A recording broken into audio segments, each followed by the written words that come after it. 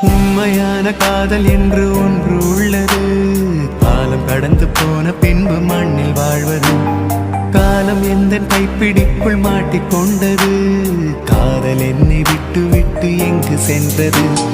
கடவுள் வந்து பூமி மீது வாழும் போதிலும் காதல் தோல்வியாகும் போது சாக தோன்றிடும்.